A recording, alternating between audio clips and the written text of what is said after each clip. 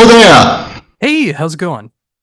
Fantastic. Thank you. Good to see you and good to hear you. How are you? I'm doing great. Thank you very much for taking time to do this interview. Oh, thank you. The same. Oh, is it you on the Simpsons couch behind you? Yes, it is. Oh, fantastic. I like that. I got that as a birthday gift a few years ago. Fantastic. Fantastic. Oh, awesome. Well, it's great to be able to catch up with you again. It's Abs- always great to be able to talk about Hammer King. The last few times we've gotten the talk, I've always appreciated your insight and everything. And now a few years have gone by, and now we got some brand new Hammer King coming out next week through Napalm Records. I've gotten the chance to be able to check this thing out, and I really love what's going on here. I love that there's more diversity on this album, especially with the topics and the locations that are going on. I love that it has like a global worldwide feel behind it, and it feels like it goes through different space and time as well. There's just a lot of cool things going on here, and of course musically diverse as well too, just like being able to experiment a little bit more but still having that Hammer King feel. It's a fantastic album from start to finish. Thank you very much for that. I think that should have been the official promo text. Wonderful, really. So I must say I totally agree. It is a far more colorful album compared to King Demonium, which was a very sinister album in a way. I mean, you could still feel that there was probably some influence from the COVID thing that sort of transformed into the musical direction. And here we have a colorful album with 10 relatively different songs, and we always want to have an album where you want to play every song live. And I think in this case we would have said we want to play 9 of the songs live, and the 10th one is Kings of Arabia. But for strange reasons, there's been at least 3 interviews where people demanded that we play Kings of Arabia when we come to their town. So wonderful. So it's going to be 10 live tracks now. Not all at the same time, of course, but over the run of the shows, probably. Well, I'm glad that every song is at least capable to be able to be played Mm. live, and the fact that such a great closer like that, so many people are catching on with it. I love that track as well too, and I think it would go over so well in a live setting. And I'm glad that it is being considered. Yeah, just everything with it. Yeah. So I always say whenever somebody from the journalists tells me that we need to play Kings of Arabia, I can use that against the band to make them play the song. Because they were reluctant because it's a different type of a song. But I think it's good. What I like about that song is that when we wrote it, I think it was just the drummer Dolph and I, and we were together in the room, and I showed him the idea, and he had some drum parts that were different from what he usually does. And it really made the song sonically a different beast. And we performed it, we jammed it, and recorded it with one microphone. And we did this middle section, which has 3 parts that are nowhere else in the song, which is not something that we do all the time. And once we did that, we really liked the progression, and we kept it exactly identical. So we of course we played it better after a couple of turns, but we kept everything unchanged from the very first initial jam session, and that is something for a musician which is very special. And when we had the guitar solo, I said to the guys, we need something that sounds like Ross the Boss playing Richie Blackmore playing Stargazer. So I said, get me the guitar, I just record something so that we will not forget. And I did one take, and that's the take that you hear on the album, because for whatever reasons I nailed the part just before I ever knew what I would play, and there was not a mistake in it, and we could lift it from the demo and really add it on the album, so I never played it for a second time. And that, of course, as a guitarist is extra special, because you can never beat the first take if there is not a mistake in it. So that was one of the rare occasions. That is amazing to hear, considering how many takes something can take in the studio. I mean, there's so many flubs and mistakes that can happen, and the fact that that is the first take, that is incredible. I mean, it sounds like you crafted that for hours upon hours when I listened to it, and the fact it came out that way is so cool. Yeah, that's exactly what I think, because when I hear Ross play solos like this, I always think, he really must have given the thing quite some work. And sometimes with Ross the Boss it was the same. I know that the take on a Battle Hymn solo is the first take he did. I mean, I think it was on a demo before, but in the studio, that was the only take that he did. And he said, I will do it again. It's not exactly precise. And the producer gladly said, you will never do it better than this. And it has to stay that way. And the producer was right. It's wonderful. So you can never beat the innocence that a first take has. And in that case, it was the very first take ever. So we were lucky. Oh, for sure. And yeah, I love the way that that came out and all the tracks really. And like I mentioned before, like I really love the fact that it feels like you're exploring different territories. And I mean that musically and lyrically as well too. I mean the fact that you can cover Atlantis, you can cover Arabia, you can cover what feels like a cyberpunk feel. Like it there's like so many different eras that it feels like this, but it all feels very cohesive to the album. Like it doesn't feel like just a collection of songs. Like they feel like they're meant to be together. And I thank you for that feedback. I must say I have the same impressions. We did 14 songs, and on other albums that we did before, it was more like, okay, do we have 11 songs good enough for the album? Oh yes, we have. But then you had just the 11 songs. And you could probably say, oh, this is the bonus track and the other 10 will be on the album. But in this case, we ended up having 14 songs, and there was only one where we knew that it should be the bonus track, and all the other 13 were basically equally as strong. And that was too many for having an album, and it's too many for having vinyl especially. So we needed to get 3 of the songs out of the heavy rotation. And we have D. Dummers, that's the guitar player from UDO, from Udo Dirkschneider's band. He plays a lead guitar on a song called Firehammer. And I mean, it's almost ridiculous that having a guest performer, we ended up using Firehammer as the vinyl bonus.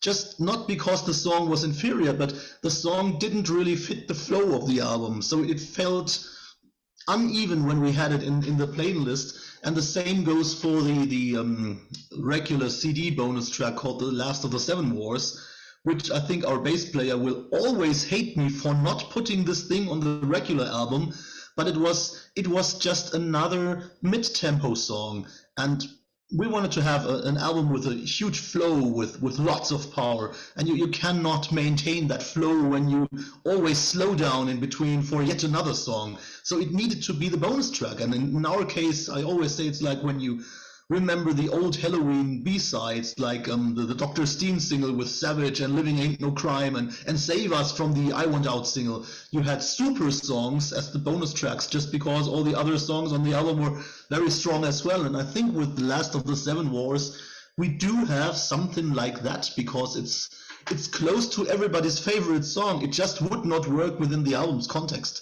So for Christ's sake, just it's still good music, and so it's declared a bonus track in that case. And it is about having a flow on the album. It's when you go to a concert. I mean, you can have 15 fantastic songs. When the order is messed up, it will not be the same show as if the 15 tracks are in the perfect order, and that goes for an album as well. And still, you have to be able to have a vinyl split vaguely in the half of the playing time. So it's glad it happened. Yeah, and I can only imagine how hard that is to be able to come up with a set list when the time comes now. I mean, with the 6 albums now, and then like all the new songs being able to be performed in that live setting, like being able to find that right balance, find the right classic songs, the right new songs, it can be a challenge.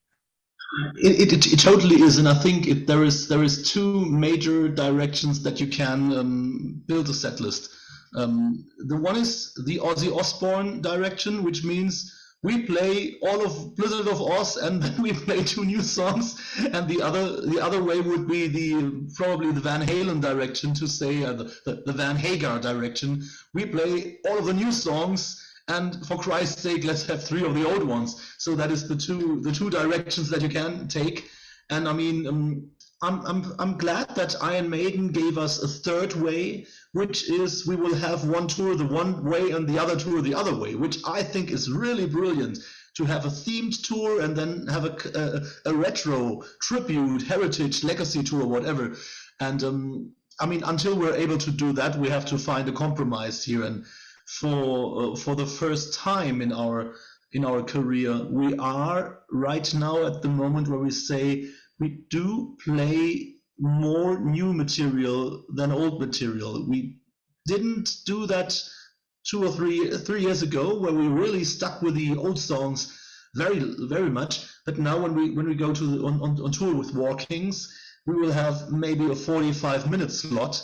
That means 3 new ones, 2 from the one before, 2 from the one before, and if there's time, 1 or 2 tracks from the first 3 albums. So that is basically what will happen, and it feels fresh, it feels cohesive, which is a good thing. And if we're to play longer shows, there's going to be more old songs, of course, not a question. But I saw what Uriah Heep do on the Judas Priest and Saxon tour at the moment. They play many new songs for a band that is over 50 years old. That's quite daring, and I find it great, because the new songs are heavier. It's very well for that tour, and so you can do both things at a different time. And right now we're actually really very much in the here and now. Oh, and I'm so glad to hear that too. And having 45 minutes for a slot like that is great because it gives people just enough and leave them wanting more, especially when you put that set list together and, hopefully be able to bring them back either for a headliner or for another tour. And, just those ideas that are already rolling about what you would want to do on separate tours is such a cool way to go about it. I think so. I mean, I totally would like to have the chance to go out again in maybe autumn and play another tour. I mean, for us at this moment, as nice as it is to be able to play long shows, if we're to choose right now, we will absolutely choose the supporting act role, because it's so much more helpful to play in front of 600 people where maybe 400 do not know us, compared to playing a show for 200 people where everybody knows you. So at the moment, we're very much interested in going out with other bands, and then it's okay to play 40, 45 minutes, and as you put it, give them all you got and leave them wanting at the same time. So I think that's a great thing. And at what comes on top of it, when we play in the middle as we do, there's already everybody in the club. We will play, and then there's plenty of time to be at the merchandise stand and talk with the people, take photos, and of course sell merchandise. That's important as well. That's perfect. Oh, for sure. And one of the greatest feelings out there is like when you're playing to a crowd that is not familiar with you and you're able to win them over by the end of the sets, and then they come back, they go to the merch table, let you know that they never heard of you before, but they want to get the t-shirt, they want to get the vinyl, they want to be able to support the band. So when you can win them over like that in a supporting slot, it's just a great feeling. I totally agree, and I think that there is a big chance for us to do that, because I mean, War Kings is only Powerwolf would be the other band that is absolutely made for us to support, because it's so similar what they do, and I think that the War Kings audience should probably really like what we do. Oh yeah, and I'm so glad to see that this tour is happening too, because like you mentioned, it is like a perfect mix together, having both bands together and just being able to show off the war and the hammers and everything and the kings and everything that goes into the themes of the nights, and just being able to have a great time. I mean, if that was over here in the States, I know I'd be having such a great time being able to see that show. Let's take it to the States. That would be fantastic. Oh, it absolutely would. Happens in 2 years. You never know. Oh, I'd love to see it happen. So with that in mind, I mean, obviously with being able to have songs to choose from, sometimes they end up as a B-side, sometimes they don't end up on the album, they might end up on a different release. Like when you were getting everything together like that, I was so curious when you were going about like what songs should fit. Like how hard of a choice was it to be able to like cut down those 4 songs to make it fit into 10 songs on the album?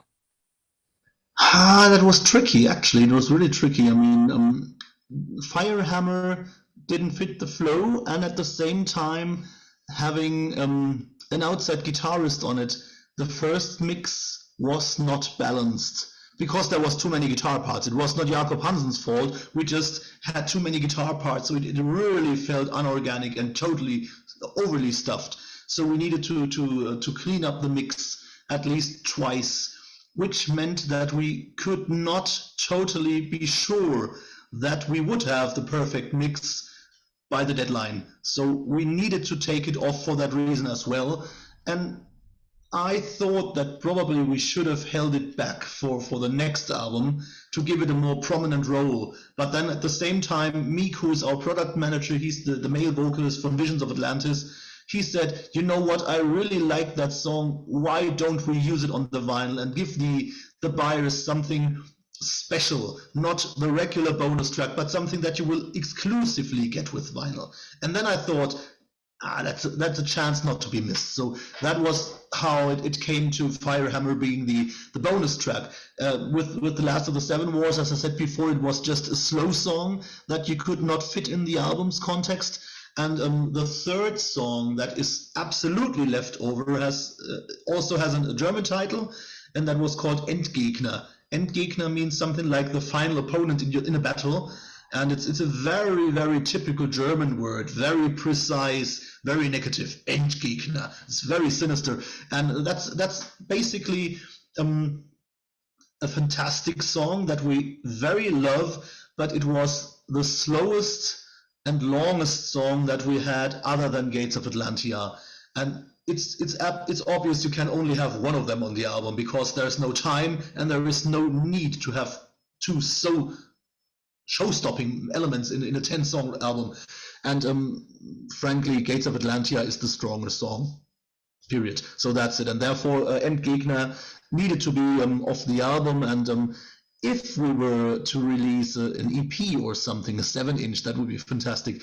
I totally think that it would be wonderful to have a 7-inch called Endgegner and use this song because it is a very strong song, but it's just tricky to place it anywhere. I mean, it's like what we have on the wooden box with King Demonium, the Holy is the Hammer EP. That was that song Holy is the Hammer, and that's exactly the same thing. Put it on the album and it will ruin the album, but if you have it on a single, it's a fantastic standalone song. And I think with Endgegner it's exactly the same. So that was basically every song sorted itself out, so in a way. And the fourth song is called Today, the World's Tomorrow, the Kingdom, and that was the only track that was slightly inferior to the other tracks. So that was the obvious choice that we did not want on the album.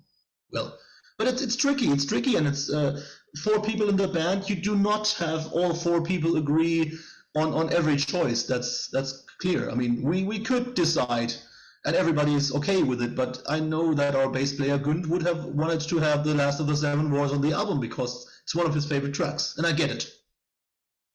Oh yeah, and that's always going to happen when you're in a band, and you want people to have an equal say in the band. And I think that is the stronger way to go about it, to make sure that everyone feels equal in the band. So it's like some of those choices are going to happen, but that doesn't mean that in the future those songs can't appear somewhere else. Absolutely, yeah. And speaking of that, when it comes to like the vinyl, like the album cover just looks absolutely amazing, and I can't wait to see what that final product on the vinyl looks like as well, because it just feels like it's meant to be the album cover. It just fits so perfectly. I got the boxes over there, and it really looks fantastic. So this time it was interesting. I mean, not everybody knows. I know that you know, but not everybody knows that when you want to have vinyl, you really may need lots of months for the production, because sometimes you're in a queue and it takes them months for you to get your product finished. This time we were very, very lucky. I think the boxes with the vinyl have been sitting in my living room for close to 2 months now. That's the earliest I ever got it. I was absolutely surprised when the postman rang the bell and I said, what do you bring? And I said, it's impossible, it can't be the vinyl already, but it was there. So this time we got an early slot, and that's always the moment where you feel very, very much pressure going off your shoulders, because if the vinyl is too late, you have a problem. Yeah, and I'm glad to see it did come early. I mean, especially with how long it does take and the money that goes into it. And when you can get it early, see if there is any problems or something like that. But it sounds like everything is going in the right direction with it, and I'm so glad to hear that. Yeah, I think we've never been that lucky with anything we did ever since we started being Hammer King. We've always we've always considered ourselves a real lucky band, but this time things are really falling into place. It's really the spirit is very good at the moment. Oh, I'm glad to hear that because I feel my spirits lifting when I listen to the album because it just puts a smile on my face between all the different songs and just like listening to the stories of everything that's going through, just listening to the different solos and the riffs, just it just makes me happy when I listen to it. And the fact that you're feeling the same way, the band's feeling the same way, and you're able to go out and do an amazing tour coming up with War Kings and everything else that's coming up in the future, it's just so great to see everything going down the right path. Living the dream, actually. For you can really say that living the dream. That's perfect. What's happening, and I'm very happy to hear that you feel the same way. Really. Oh, for sure. And I I mean that definitely goes for all of your other work as well too. I mean everything outside of Hammer King. Like I really enjoy what you're doing as well. Like is any of that in coming up in the future at all, or are you just focusing on Hammer King right now? I mean, there is some work going on with Lord Vigo, but Yes. I'm so happy to hear that. we for the first time since Lord Vigo started, we've had a little bit of well, the band was put on the back burner for a short period, some months, because the other guitar player he started the business as a video producer, and he's producing the Hammer King videos at the moment, which is fantastic because we have a very strong chemistry together. And but building up this business has really taken much more time than I think than he planned. And so it wasn't only me who said, I'm sorry, I can't really commit that much at the moment. It basically was Christian who really didn't have the time. So we took a sort of a break, and we've just started working on material again. But right now is a very busy time for me again because of the promo and because of the tour. And at the same time for Christian, because there's gazillions of things that he has to do for Hammer King and all the other things that he does in addition. And he's not only doing music videos, he's filming image videos for companies and everything. So there's a broad variety of things that he does, and he has started being very good, and he's getting better all the time. So I think he's got a huge talent for that. And there is some ideas floating around the Lord Vigo camp that we started working on, and I can say that it's gonna be a different album. It's not gonna be a regular Lord Vigo album, but like some bands have done that lately, like we, the band, are doing an experiment and do something different. Don't worry, it's not going to be the direction for the future, but we want to explore that space and then return to the regular musical direction. And I think that's what Lord Vigo are about to do. What I've heard sounds really fantastic, different, and not that different, because when Vince is singing, it immediately sounds like Lord Vigo, no matter what you do. And I think it's going to be a fun album, an interesting album, and I don't know when it will come out, but I think we might have it out in 2024. That might work. Maybe late 2024, maybe in autumn, I don't know, but it looks promising, to say the least. Oh, just hearing the direction that it's going to be a dance pop grindcore album, it's such a varying difference from the last one. No, seriously, I'm excited to see what will happen with that. I love Lord Vigo, and I can't wait to see what real direction it's going to be going in. And however long it takes, 2024, 2025, whatever the case, I'll be here, and I'm excited to hear that. Cool. Oh, awesome. Well, I just want to thank you again for taking the time to be able to talk to me about everything that's going on in your world right now. Of course, again, hearing that there's anything going on with Lord Vigo makes me happy. But of course, the brand new Hammer King album coming out next week through Napalm Records, the upcoming tour with War Kings. I mean, there's, like you said, living the dream. So many great things going in the right direction. Everything going all the gears working in the right direction. It just makes me so happy, and I'm so happy to see the band just continuously climbing with every subsequent album, and I just can't wait to see what's next. Thank you very much, Josh. It was a sheer pleasure talking to you, as always. And I mean, this has been probably my 50th interview in some weeks. It's quite much at the moment, and it was really revitalizing to talk to you. So I'm absolutely thankful for that. Nothing against all the others. All the interviews are fantastic. I like them all. But it was a fresh insight again, which will give me some more power for the next work coming up. So thank you very much. Oh, absolutely. I'm glad I could do that for you, and likewise, it's always great to be able to talk to you. It always gets me excited when the opportunity comes up to be able to talk to you for whatever project it may be. So, yeah, I mean, it's always a great time. Before we wrap things up, is there anything else you'd like to mention that I hadn't brought up yet? Um, well, it's the same that I always say, other than thank you for the interview. But the next thing should be that we come over to the United States and that we finally meet face to face, and that you are able to experience a Hammer King concert really not online, but in real life. So, I mean, we've signed with Extra Tours, the booking agency. That's the same booking agency that the War Kings have, that Feuerschwanz have. So there's plenty of bands that are up and coming that work with Extra Tours. So I think it's a very, very good place to be. And I know that the Extra Tours bands usually are very busy, which is a good thing. That's what we wanted. Sorry.